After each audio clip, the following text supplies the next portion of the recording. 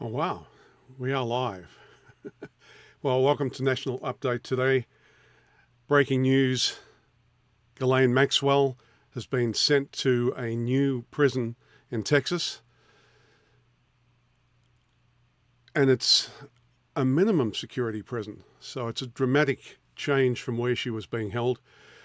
And it's interesting to note that this happened just days after the meeting with Trump's former lawyer, Todd Blanche. Also, there's outrage from the victims. They got zero notification that this was going to happen, and I will actually quote some of the comments that people made on it. And it appears that Maxwell is now pushing for either a pardon or at least some kind of immunity in exchange for her testimony. Well, if you ask me, this seems a bit off when we're looking at the Epstein scandal, which has had such a dramatic impact.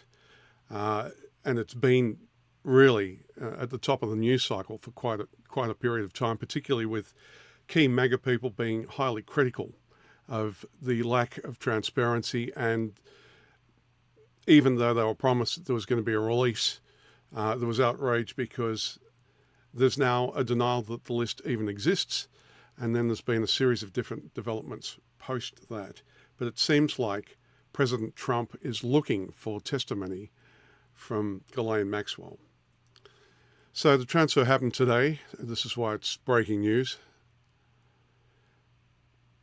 From FCI Tallahassee, which is a low security prison, she's been transferred to what's called a federal prison camp, Bryan, in Texas. I'm going to go through the differences between the two. They are dramatically different. You're talking about a significant change for Ghislaine Maxwell in terms of the lifestyle there. The minimum security camp is basically so relaxed that it doesn't even have fences. Compare that to the previous prison where they definitely had fences. Interestingly, at this new low security camp, minimum security, I should say, she's sharing space with, of all people, Elizabeth Holmes. You might remember her from the Theranos scandal. It was to do with blood testing equipment, etc. She was found guilty of several kinds of frauds, etc. So she's there. And also Real Housewives star Jen Shah is also there. So one of the key points on this, though, is that typically sex offenders are barred from camps like this. So this is highly unusual, and I believe this is the first case of it happening. Also, a special waiver had to be approved to allow this to happen from the head of the Bureau of Prisons. One wonders why that happened. So the victims of the families were completely left in the dark on this. And this is believed to be a violation of the standard victim protocols in these kinds of situations. So about Todd Blanche, who now works at the DOJ, and I believe is a deputy to Pam Bondi, the Attorney General. He's Trump's former personal criminal defense attorney. So when the 34 felony counts occurred, he was one of the attorneys that was representing him. And you might remember that there was a 2-day meeting with Ghislaine Maxwell and Todd Blanche, and her lawyer was there too. But this is highly unusual. Typically you would have FBI agents, etc. there, people taking notes. And so the media, etc. have raised concerns about this being problematic. If we're talking transparency, that's not very transparent. And of course, many people that have been talking about this, and certainly something I've been tracking, the belief is with the Epstein files that there's just such a lack of transparency.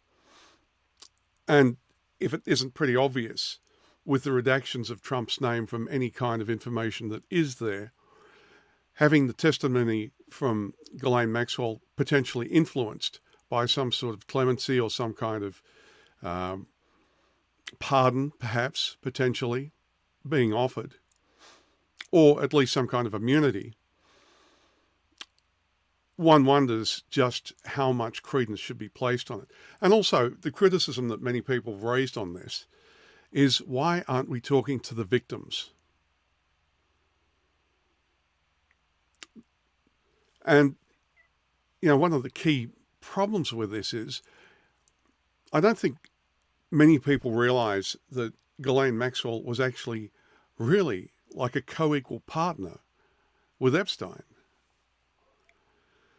So to have her essentially transferred to what some are calling a luxury camp from a prison cell, with somebody with such a high profile and with a 20-year sentence, this is highly irregular. It's not hard for people to speculate that this is like a quid pro quo. Testimony potentially absolving Donald Trump for her release or something similar. Anyway, career prosecutors with case expertise were bypassed for a political appointee in that meeting with Todd Blanche. Highly suspicious and irregular. Legal experts are calling this approach unorthodox, and you could say that's lawyer speak for something that's really suspicious. So the victims reacted with outrage about this happening. Survivors Anne and Marie Farmer plus Virginia Goffrey's family issued strong statements. President Trump has sent a clear message: pedophiles deserve preferential treatment and their victims do not matter. And some are calling this a cover-up. Actually, I might just go directly to the quotes I have in hand. Let me pull those up for you. So, Annie Farmer and Maria Farmer, quote, "This move smacks of a cover-up. President Trump has sent a clear message today. Pedophiles deserve preferential treatment and their victims do not matter." The statement said nothing about the two women and noting that the two women and Goffrey's family had not been notified at all of the transfer. What can you say?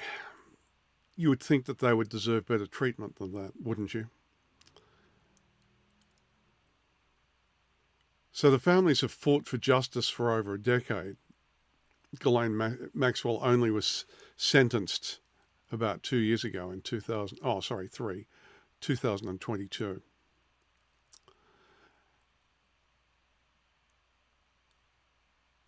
And the feeling is that now they're being shut out of the process yet again.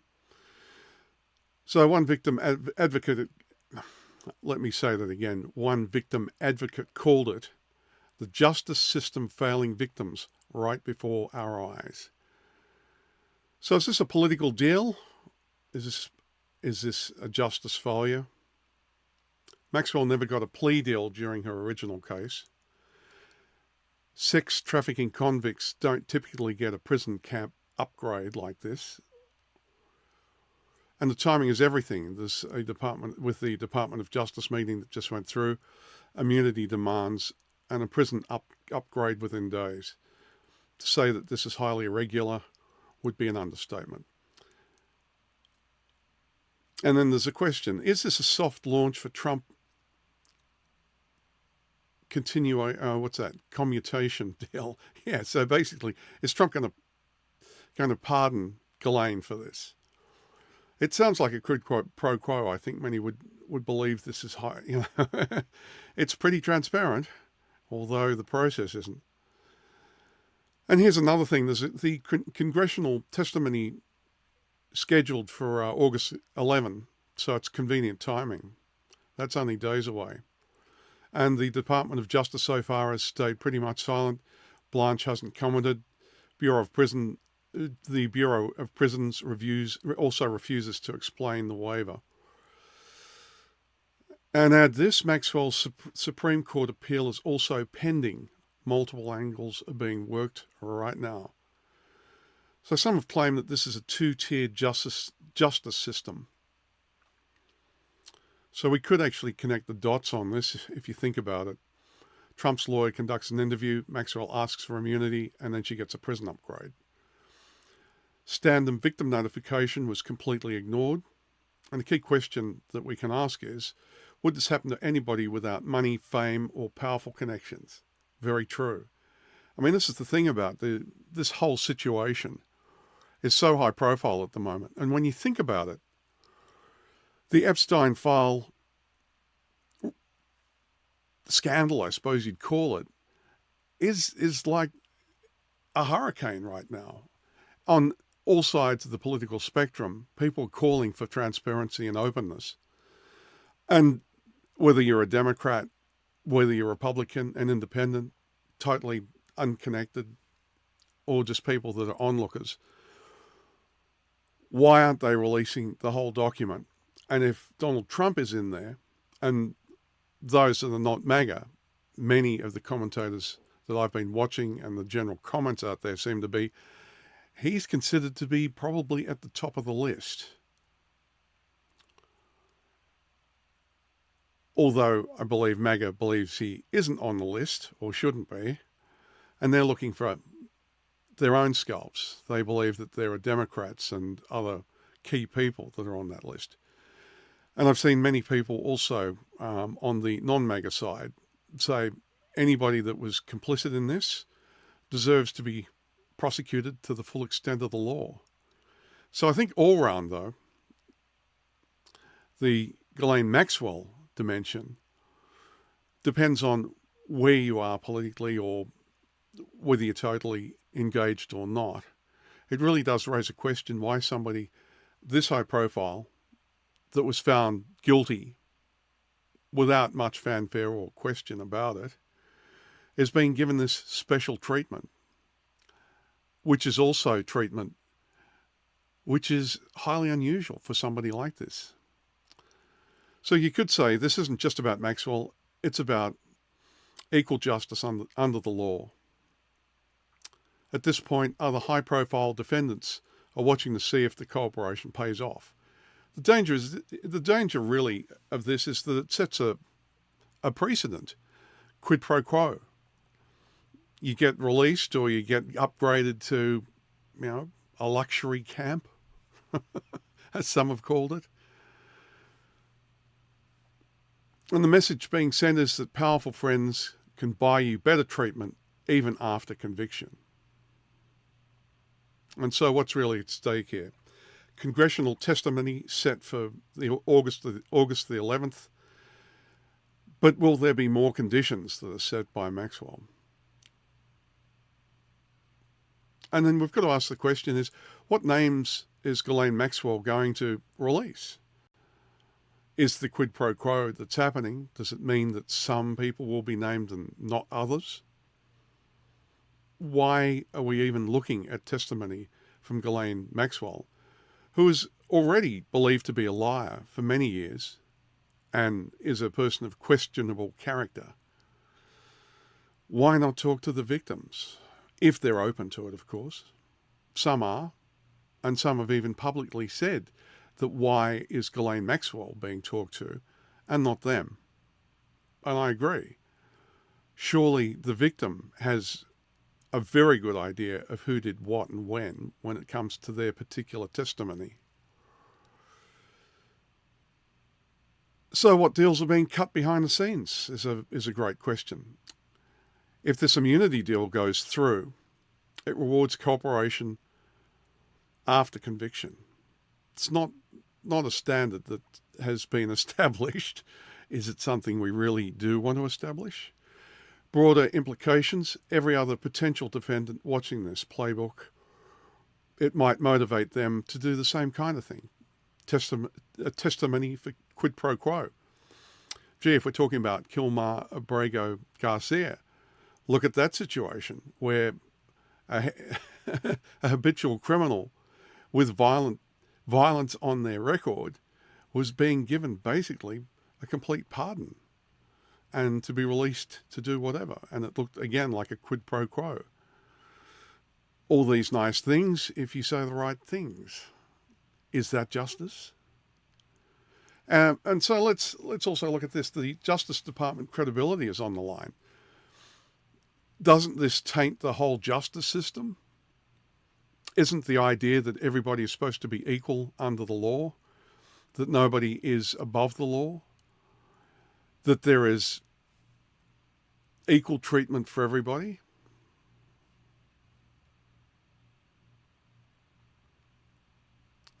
So let me just go through what's really at stake here. Congressional testimony, missing speculation. So what names might Maxwell reveal? What deals are being cut? But here's the thing that I wanted to deliver, because I did at the start. Let me pull it up for you.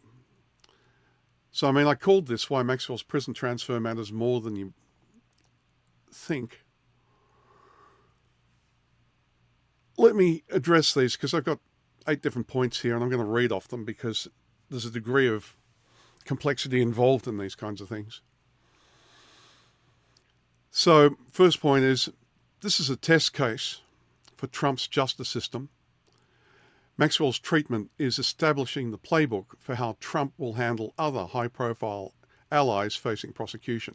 Well, we can even look at many others like Manafort and Stone and a few others. This is, and we can talk about the 1,600 January 6s that were released, that had all been convicted. But in this case, if this particular situation works, we can expect similar deals for other people. It's setting a dangerous precedent.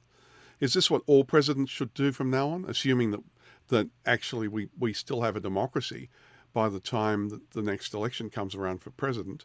Does this mean that this is the standard way of approaching things, that if you're a friend of the president or you have something to offer, that you should be released or at least moved from one kind of prison system to another?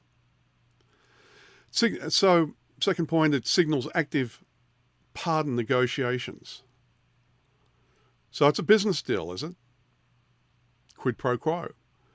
Prison upgrades before congressional testimony aren't random. This suggests active background negotiations for clemency deals that could expose or protect other powerful figures. Is this justice? Point 3. It's creating a new legal precedent. No convicted sex trafficker has ever been moved to minimum security. This breaks decades of the Bureau of Prisons policy and creates a blueprint for future wealthy defendants. It does. Is this the way that we're going to treat people in future? Quid pro quo? You go to the holiday camp. You go out of the prison. I mean, in this case, was not Ghislaine Maxwell found guilty of a multiple serious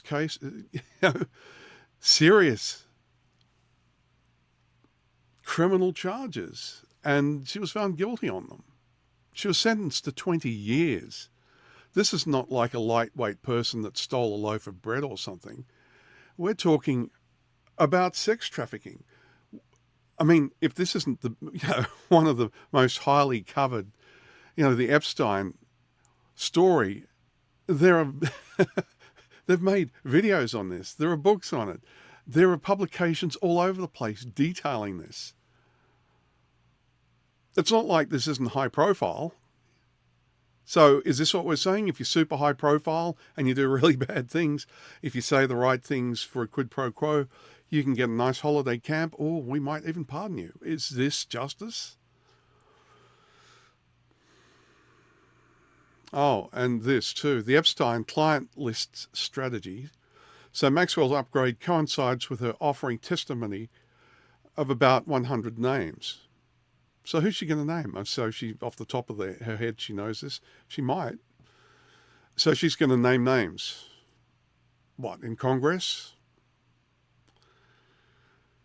So here's the way you could look at this. This isn't about justice. It's about controlling which names are revealed and which stay buried. Again, is this justice? And so other questions that we should really ask, and this again is things that really are being buried. Who made the call to do this? Who arranged this? The prison transfer required a special waiver from the top Bureau of Prisons person, somebody with serious political authority pushed this through, and now they're not even revealing who did that. Again, transparency. If somebody's going to sign off on this and has the authority to do it, this should come under public scrutiny. It's in the public interest to know who's doing what and why. And I would love to hear the justification, wouldn't you? The immunity deal framework is the next one I have to talk about. So Maxwell isn't just asking for immunity. She's already negotiated the terms that she'll reveal, and then also what she won't reveal. And early prison benefits are part of the negotiation. The rest is not transparent to us.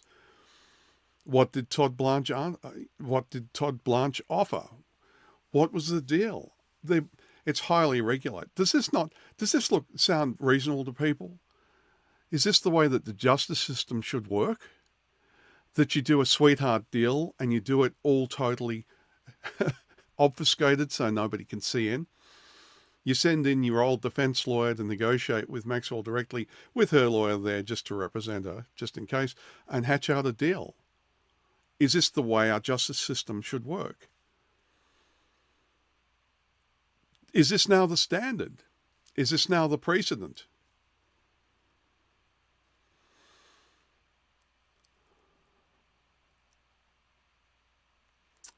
Oh, yeah.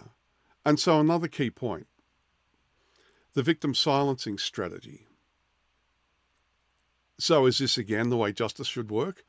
Not notifying the victims wasn't an oversight.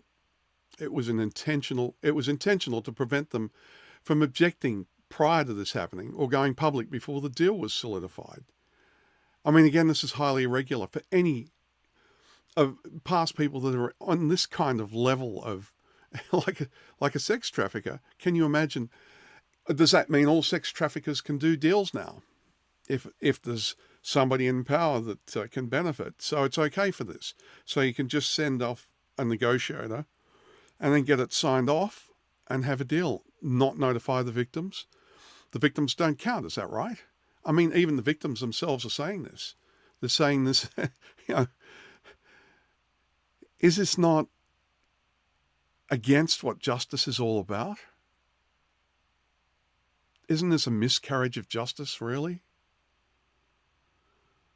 Is this the way that people think the justice system should be run? Favours for friends, favours for deals, quid pro quo, testimony up for sale. I mean, we've already seen perjury. Does this kind of make it all okay, though? Because if the president signs off on it, that makes it okay. Is this really what people want?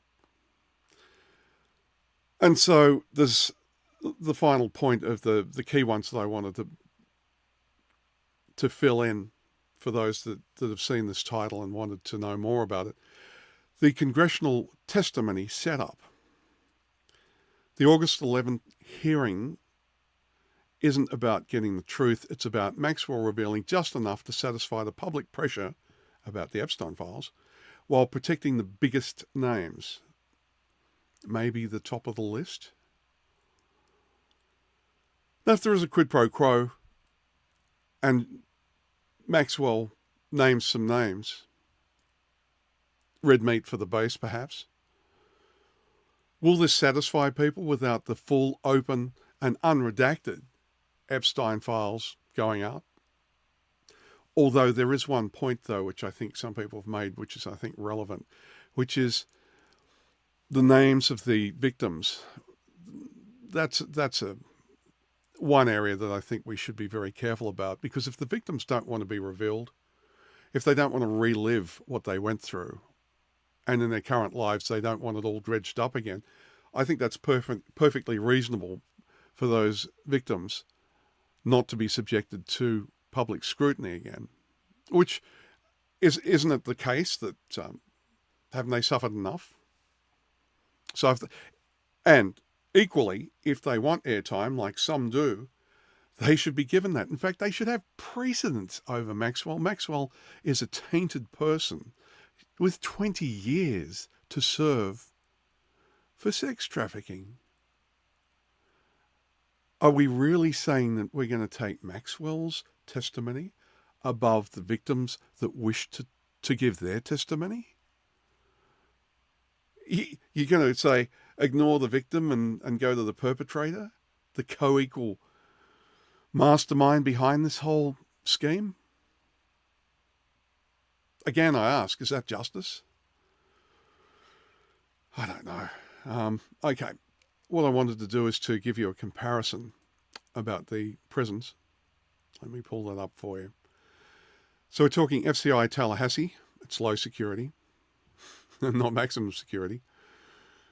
And, excuse me, and FPC Bryan. It's a minimum security camp based in Texas.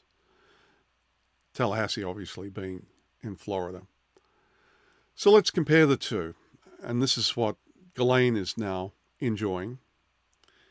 In the low security, let's talk about the security perimeter first for both. In the low security, we're talking about a fenced or walled perimeter with electronic detection and razor wire and armed correctional officers patrolling it. That's where she went from. That's Tallahassee. Where's she gone to now? FPC Bryan. It has often no fencing or walls.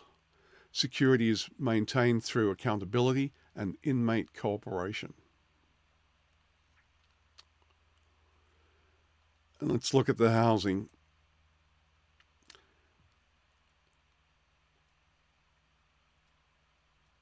For the low security, inmates are housed in cells or cubicles. Movement is highly restricted, and formal mandatory head counts are taken. Let's go to the summer camp. Dormitory-style housing, similar to a college campus. Significantly more personal space and freedom.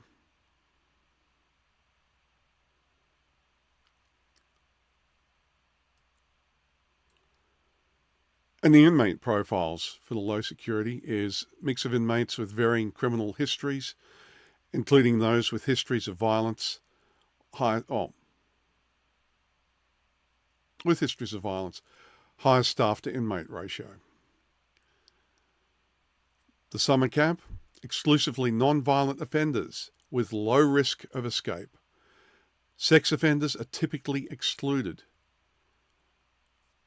Features celebrity inmates. So the daily life in the low security. Highly structured and regimented schedule. Minimal freedom of movement. Inmates are required authorization to move between the areas. It's a prison. The summer camp, it's campus-like atmosphere with much greater freedom of movement. Emphasis on programming, work, and rehabilitation. Low security, again, the atmosphere is constant surveillance and control, like many prisons, designed for punishment and incapacitation with a sense of the idea is that they want a sense of confinement. This is a punishment. It's not a summer camp. In the summer camp, less oppressive and focused on preparing inmates for re-entry, lowest, most comfortable security levels in the federal system. What do you think? You're talking about cells, offices, razor wire, punishment, high levels of control. Summer camp, a dormitory, something like a university campus. And this is for what? An exchange to have a favourable testimony given. Yeah, well, okay, and there was a couple of other things that I really wanted to cover. Oop. Forgive me while I go through this, because I really put this together. This broke not long ago, so I've done a lot of research, and this is what I've covered so far. Hopefully that's of interest to people. There are many media outlets that are giving pieces of this, and I've literally pulled together as comprehensively as I can the different information from these different sources.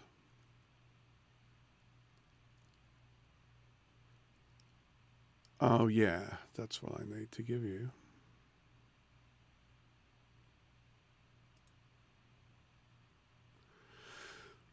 So here's some additional points to think about.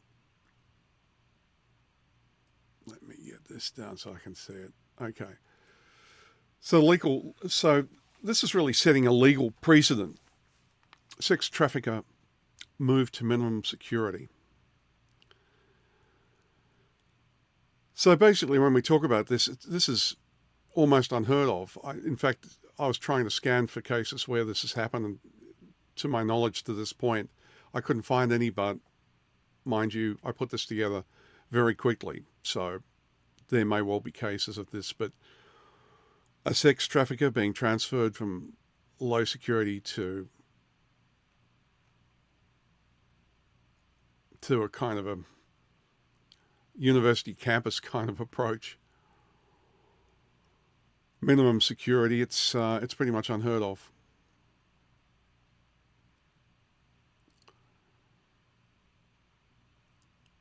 And so, this was interesting. The Bureau of Prisons uses a public safety factor to classify inmates. A conviction for a sex offence is one of the most serious public safety factor rated crimes. Excuse me while I have a drink.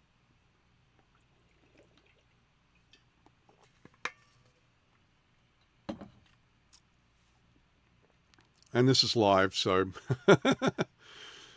actually this is the first time I've ever gone live on this channel, so I hope this is of benefit. I intend to do this more as breaking news happens. I've now developed a pattern that's taken a while. That's why I haven't done this much before. Because to scan for events when you're not part of the mainstream media who has God knows how many people monitoring things,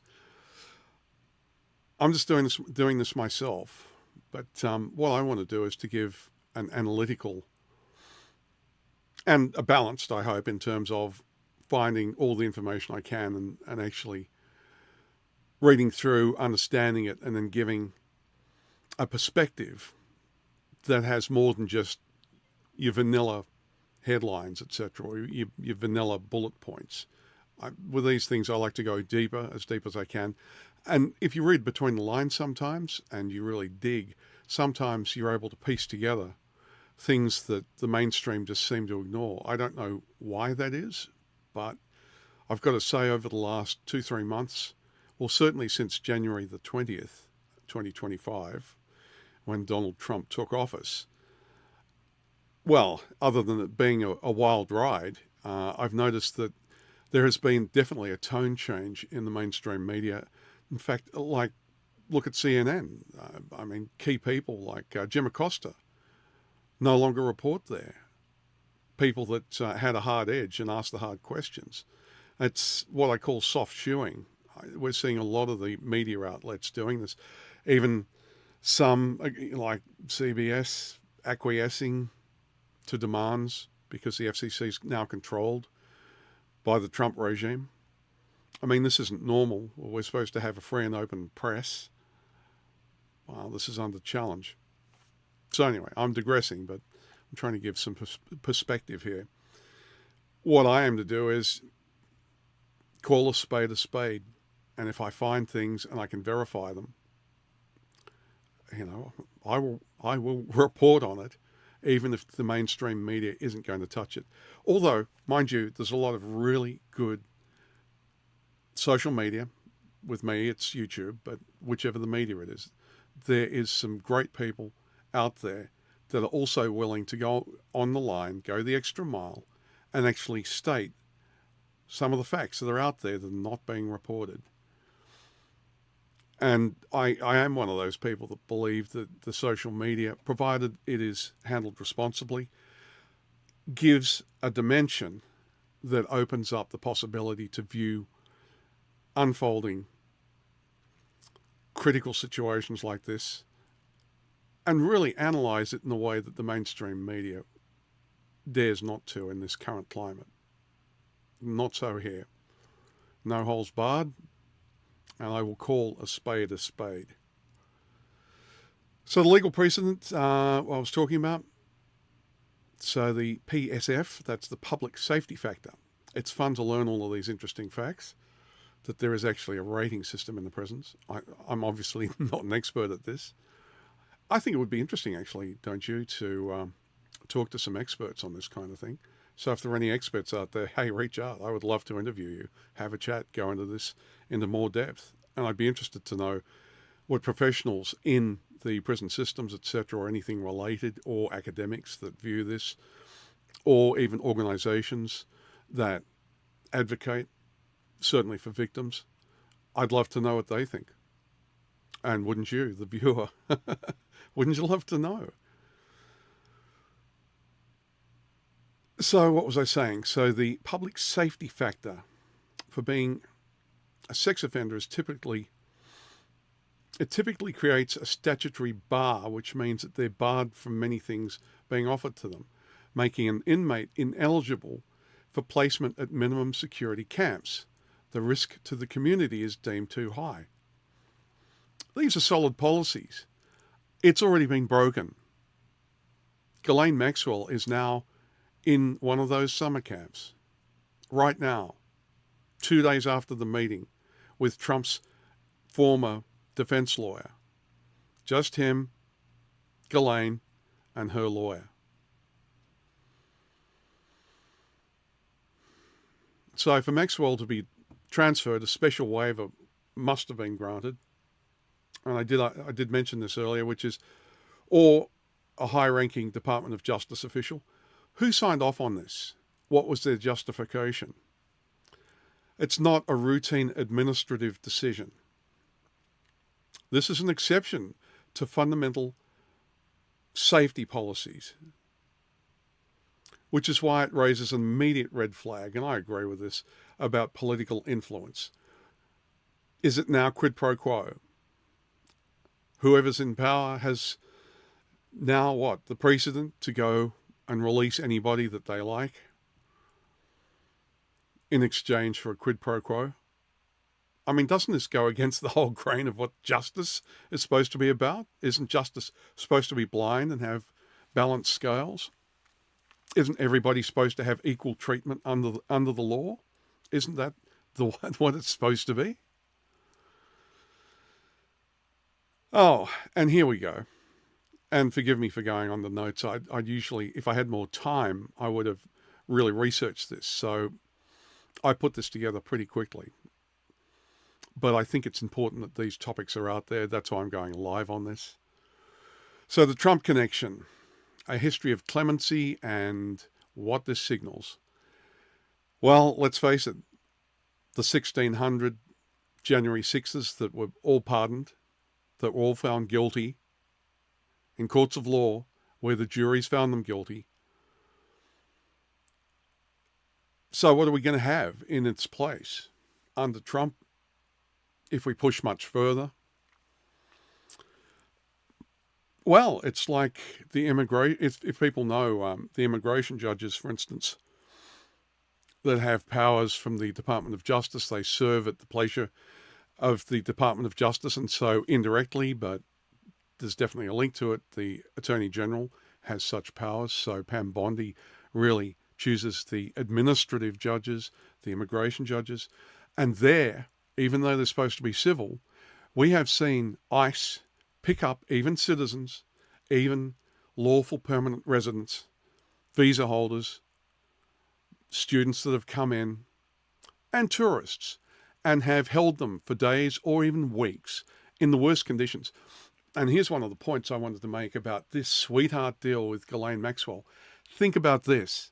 I'm in Los Angeles, and we're being terrorized right now by masked men with automatic weapons and tactical gear, destroying businesses, splitting families apart. This is what ICE is doing now. They're not going after the criminals. The cartels, there's even a question, I've seen this in a lot of social media. Some people are speculating, and so I don't know, I'm just commenting on what I'm hearing. But the idea is that the cartels are actually able to masquerade as ICE and abduct people. And that trafficking is actually at super high levels. That now this has opened up a free-for-all for organized crime and cartels because they're not being watched. Kash Patel has reduced the profile of the key people in the FBI, transferring many to an immigration focus, which was never standard. And so what? We're talking about national security. So counter-espionage units, it sounds like they're being reduced. And over at the Department of Homeland Security, we're seeing a 2-year-old lawn mowing checkout guy. That's what his credentials were, in charge of such units. We're being told it's all about crime. It's all about immigration, etc. Well, it seems to me that ICE is being used. Well, people have used the term Gestapo, and if you look at the way the Gestapo developed, there is definitely very strong parallels with what happened there. Ordinary people are being picked up, not criminals. And many of the people are actually citizens. And under the Fourth Amendment and under the powers, ICE is not supposed to do that. And why am I talking about this in relation to that? There is like a whole precedent here that you're going to get kangaroo courts. That the they fired over 100 immigration judges recently with a 4 million people backlog. Are we going to start seeing to get around due process, which means that you have a right to a fair trial, and that when you have a criminal case against you, that you are represented? But in the Bondi courts, in the Bondi kangaroo immigration courts now, where they have now replaced most of the immigration judges that have been there for years, some of them under heavy protest, and that I've actually got a video that was touching on that, and I'm going to go deeper on that.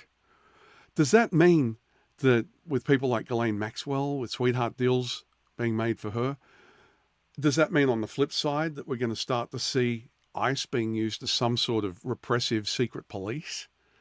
Because that's what it's looking like. Where's the transparency on this?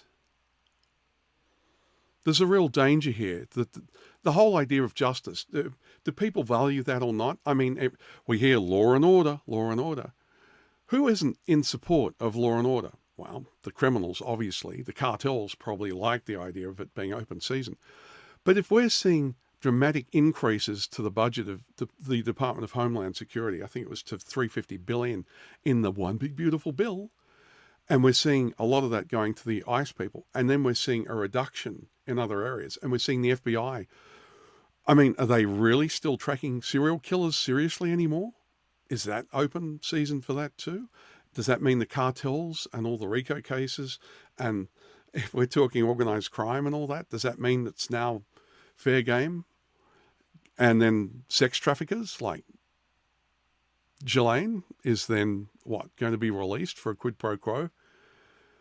I mean, this is deeply concerning and far-reaching. This is setting a terrible precedent. Where are we going from here?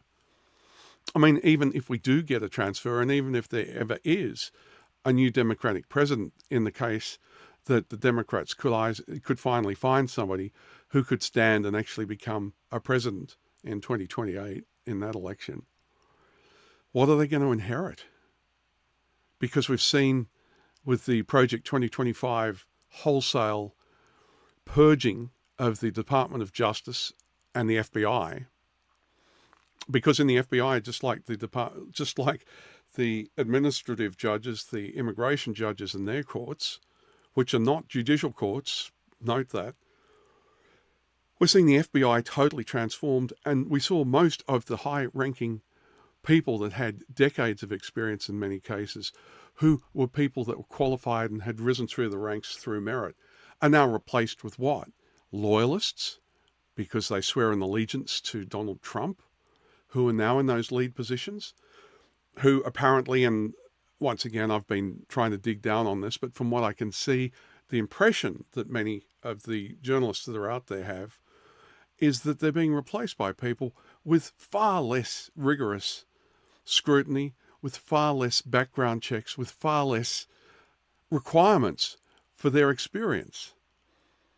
The test there now seems to be a loyalty to Donald Trump. Is that what you want the justice system to work by? And flip it the other way.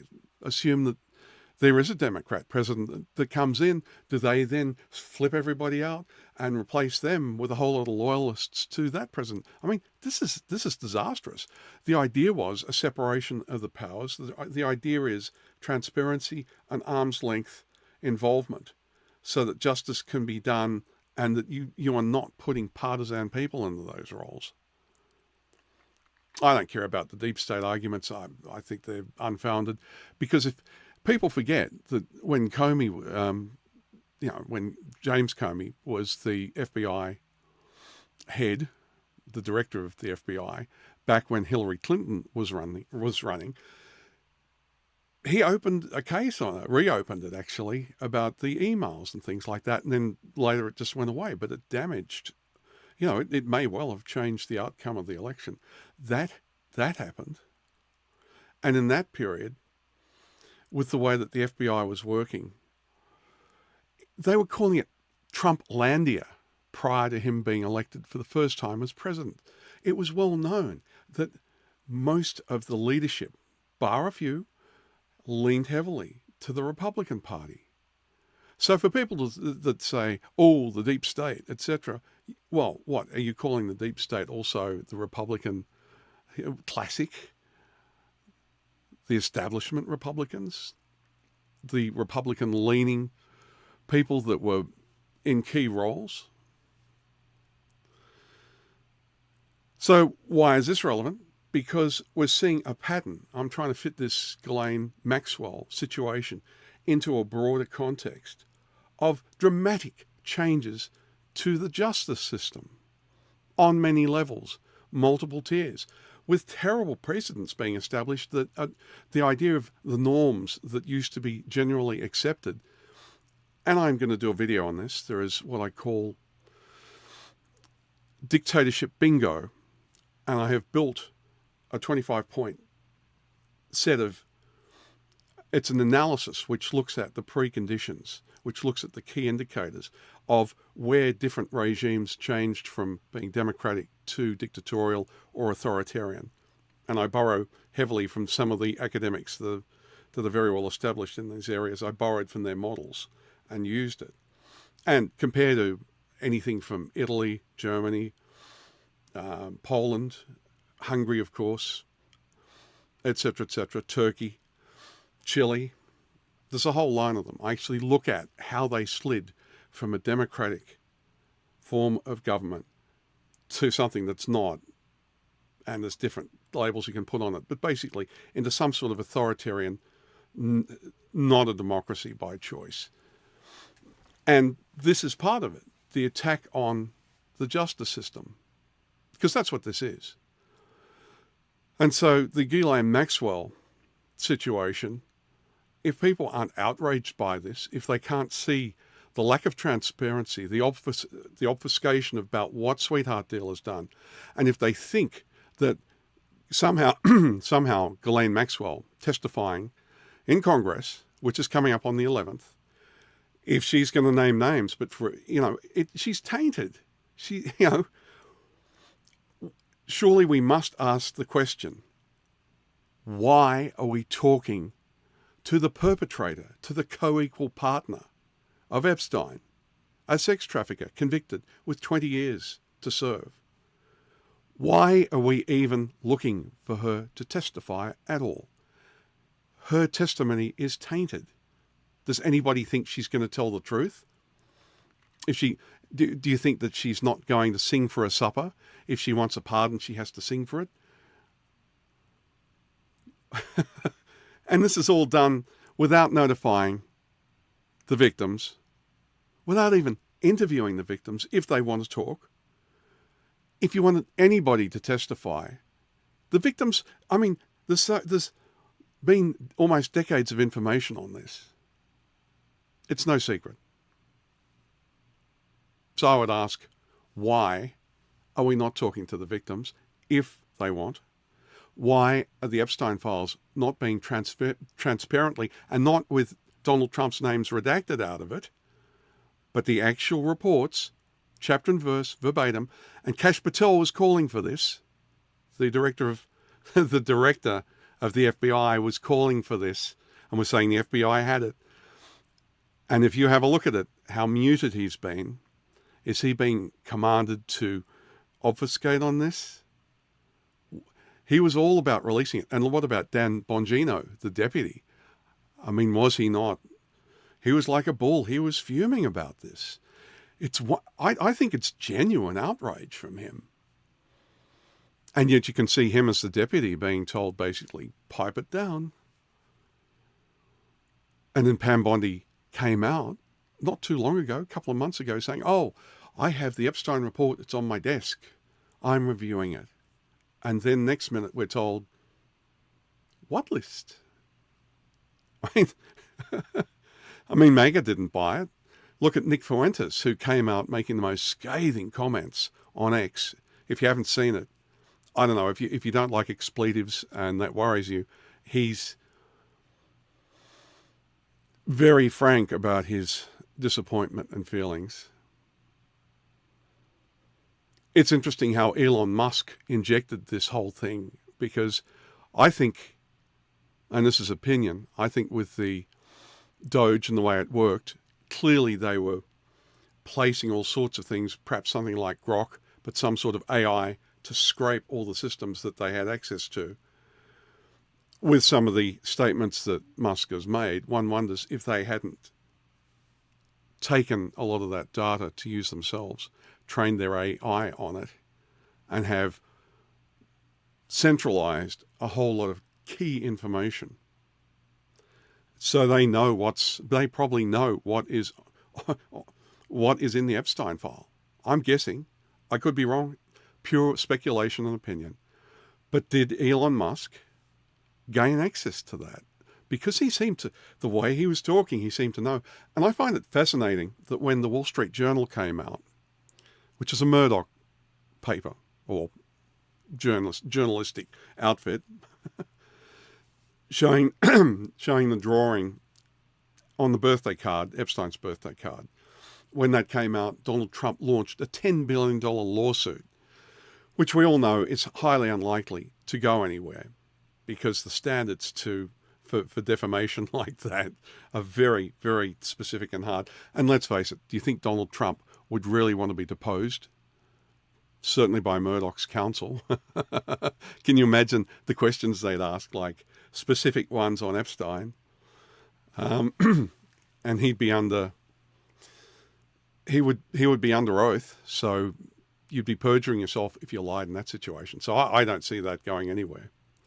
Also, isn't that like a declaration of war with Murdoch? And for those that don't know, Rupert Murdoch and Lachlan Murdoch. Lachlan Murdoch currently heads up the Fox division, etc., News Corp. But Rupert Murdoch, I think, still has significant control. One wonders, and there was also the meeting, and we're going back almost a month ago. Some people called it secret, but actually wasn't. With Air Force 2 flying into Butte, Montana, it was pretty clear that J.D. Vance went to a meeting with Rupert Murdoch. What was discussed there? Are there succession discussions? Who knows? We don't know what was discussed. Was it about funding? What was it about? Was it about Epstein? We don't know. And it's interesting that Fox News was very muted about what was happening with the Wall Street Journal. One almost wonders what the real agendas are that are going on here. Where does Ghislaine Maxwell fit into this? And with Trump also releasing that distorted picture of J.D. Vance, does that mean that there's some disquiet between J.D. Vance and Donald Trump? Is Donald Trump feeling some sort of pressure to step out of the way and let J.D. Vance advance? Is that what was going on? I don't know. I'm speculating. Because there's a lot of pressure here. MAGA is outraged and very driven to get the full Epstein report unredacted. I think they're expecting to see a whole lot of Democrats there. And then that really begs the question, though, why is it? Well, we saw Chuck Schumer play a really obscure card asking for the release, the unredacted release of the Epstein files. One would ask, why do you think, if there's Democrats involved, why would they be actually asking for it to be released when the Republicans denied it and voted against it being released in Congress? Well, we're trying to use logic here and look at the different points. So is Ghislaine Maxwell going to be enough for MAGA? Is it? Is she going to name names? If she does, how credible is that? And with these terrible precedents that have been set, how does this bode for justice in the US for the future? Does this not set an incredible step backwards for democracy, for justice, for transparency, for equal treatment under the law? Isn't what the Constitution was all about? Isn't what the War of Independence all about? was the idea of checks and balances? That you had a justice system that would in essence, hopefully, be impartially putting, or judging impartially. Isn't that what it was all about? I don't know. I'd be really interested to know what people think about this, because I need a drink.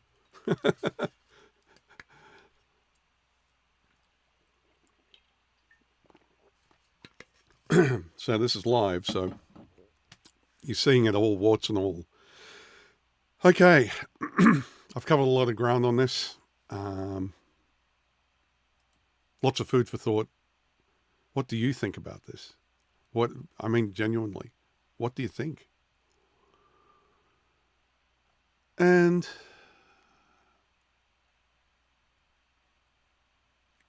I had a little summary.